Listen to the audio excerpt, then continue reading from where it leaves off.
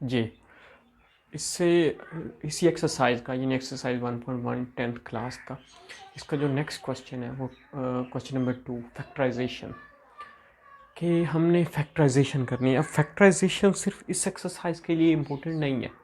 ये याद रखें कि जब भी किसी भी मैथमेटिक्स में जब भी क्वेश्चन को सॉल्व किया जाता है और ये क्वाड्रेटिक इक्वेशन आ जाती है, इस तरह की इक्वेशन आ जाती है, तो इसको सॉल्व करने का मेथड फैक्टराइजेशन ही है। अब फैक्टराइजेशन जिसको आती होगी वो इस तरह के क्वेश्चन को आगे सॉल्व कर सकेगा, और जिसको नहीं आती होगी वो क्वेश्चन को सॉल्व नहीं कर सकेगा। अब देखते हैं फैक्टराइजेशन कैसे करनी है। सबसे पहले ये याद रखें, जो पहला रूल है कि अगर कोई इधर डिजिट्स हैं तो उनको इधर ले आएं, या अगर क्वेश्चन में किसी और क्वेश्चन में किसी एक पार्ट में ये आ जाती है तो फिर ज़रूरी नहीं है कि वो सिर्फ ये 3 डिजिट्स हों तो उनकी फैक्टराइजेशन हो सकती है।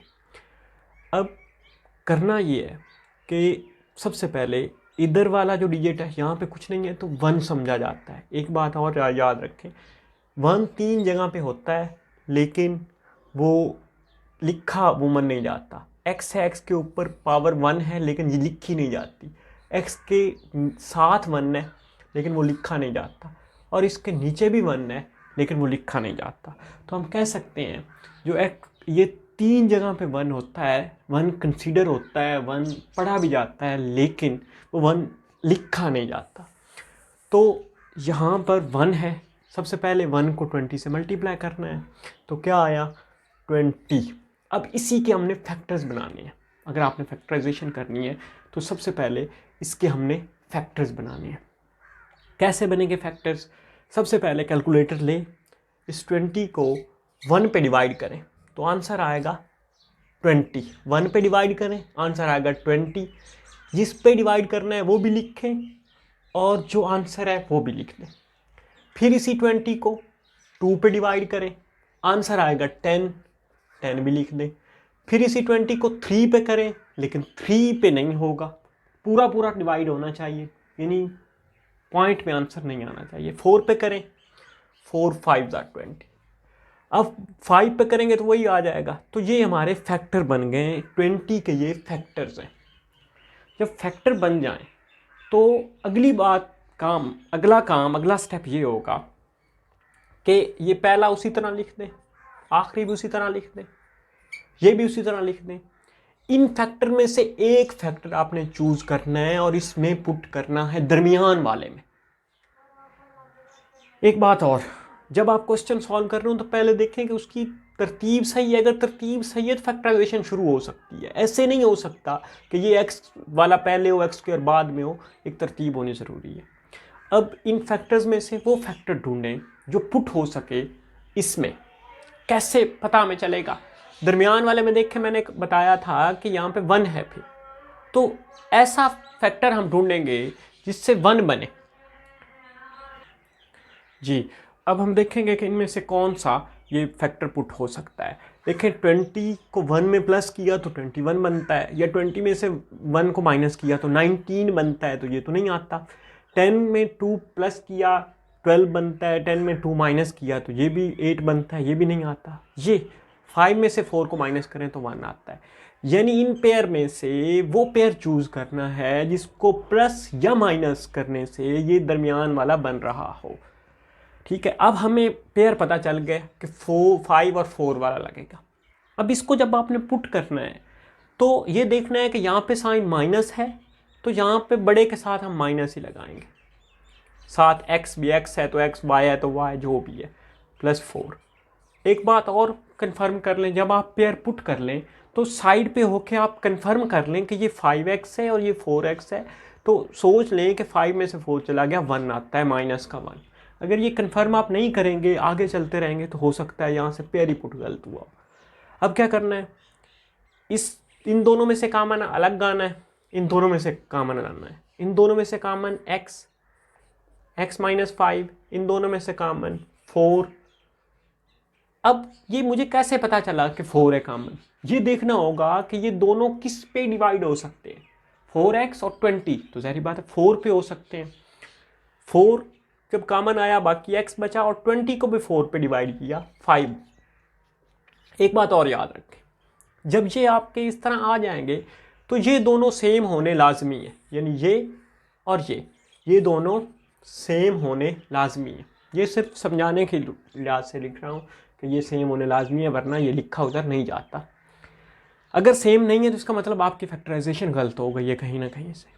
जब ये सेम आ जाएंगे तो फिर इनमें से कॉमन निकाला जाएगा, यानी ये कॉमन है, ये बाहर आ जाएगा और इसको इकट्ठा करके, यानी ये फैक्टराइजेशन, इसको बोलते हैं फैक्टराइजेशन।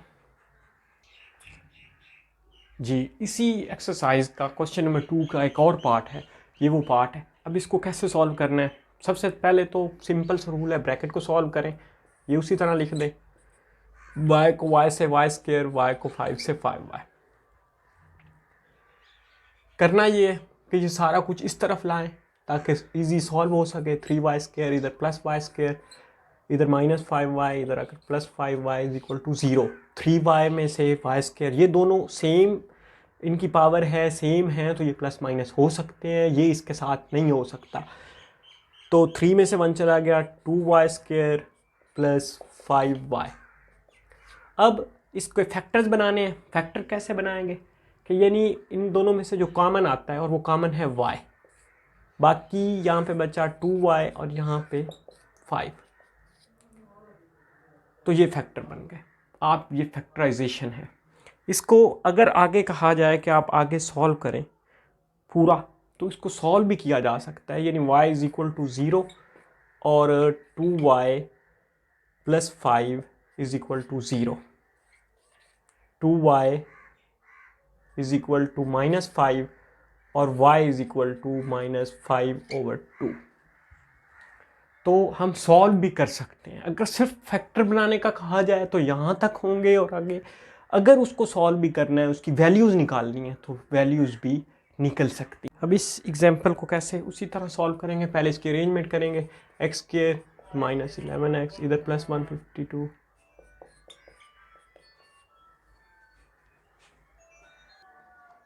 जी करेंगे कैसे? यहाँ पे 1 है, 1 को 152 से मल्टीप्लाई किया, 152 ही आया। तो हम ये करेंगे कि 152 के हम पेयर बनाएंगे। 152 को 1 पे किया, 152 को 2 पे आप करेंगे तो ये 76। 3 पे करेंगे, 3 पे नहीं होगा, 4 पे करते हैं।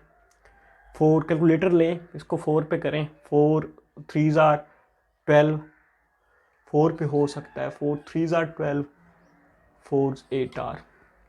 5 पे नहीं होता, 6 पे, 6 2 आर 12 और नहीं होगा 6 पे, 7 पे नहीं होगा, 8 पे नहीं होगा, 8 पे शायद हो जाए, 8 1 आर 8 पे हो सकता है, 8 1 आर 8 और ये आता है 7, 8 9 आर।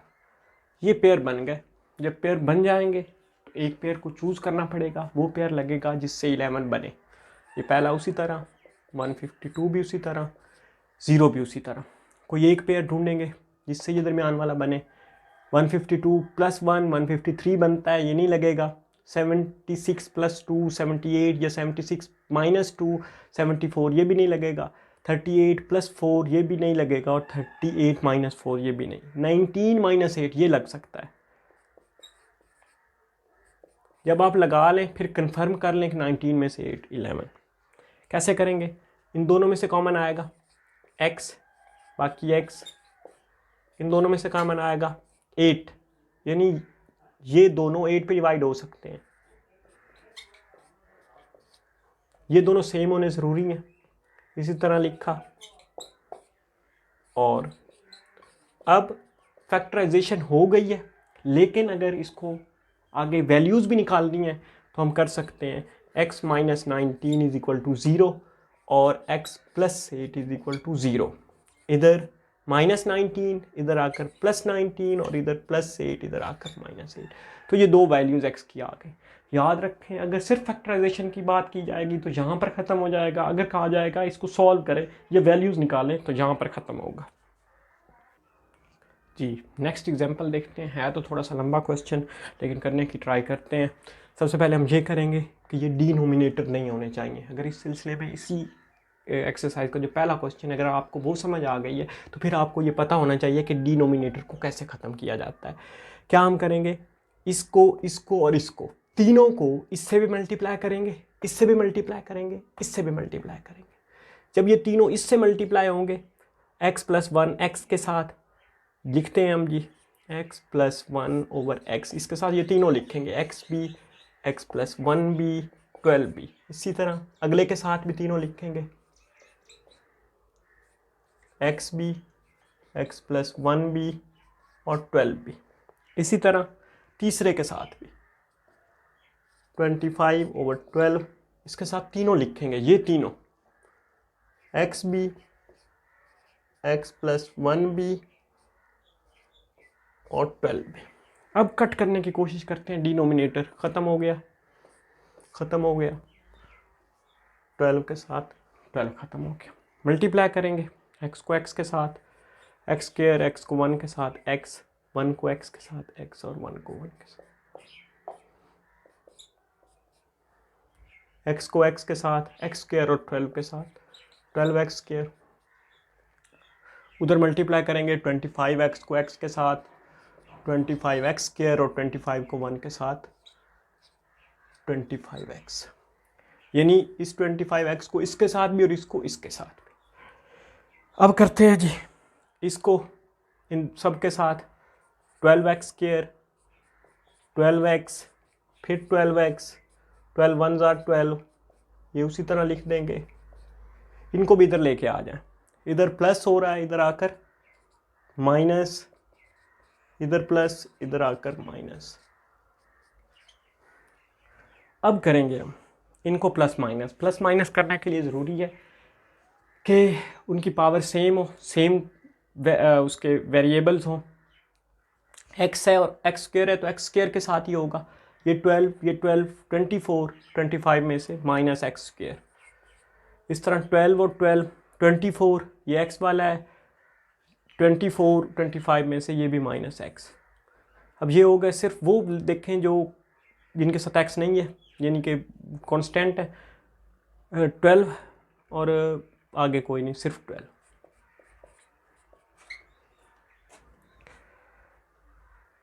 अब हम क्या करेंगे, शुरू में माइनस है, माइनस को ख़त्म, इस यहाँ पर भी फैक्टराइजेशन हो सकती है। अगर आपको इजी फील नहीं हो रहा माइनस की वजह से तो माइनस को ख़त्म कर सकते हैं। माइनस को ख़त्म करने का यही मेथड है कि मल्टीप्लाई विद -1।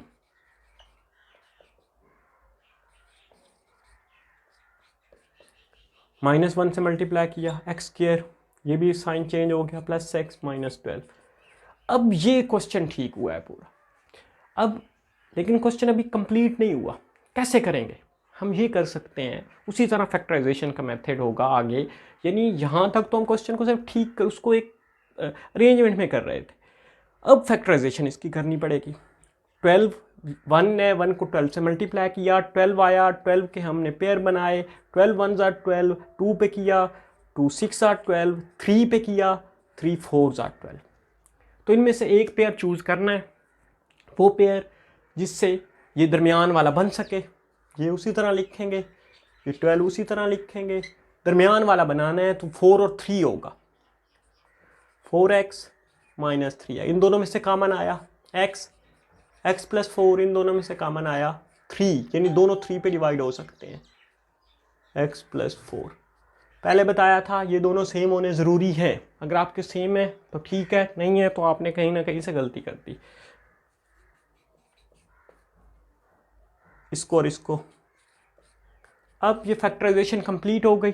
अगर कहा जाता है इसको आगे सॉल्व करें तो हम इसको आगे सॉल्व कर सकते हैं, अगर कहा जाता है कि इसको ना करें, मतलब फैक्टराइजेशन सिर्फ करें, तो फैक्टराइजेशन कंप्लीट है। सॉल्व करने के लिए x की वैल्यू आई -4, क्योंकि प्लस है माइनस, और ये x की वैल्यू आई -3 था, +3। ये हम सॉल्व भी कर सकते हैं।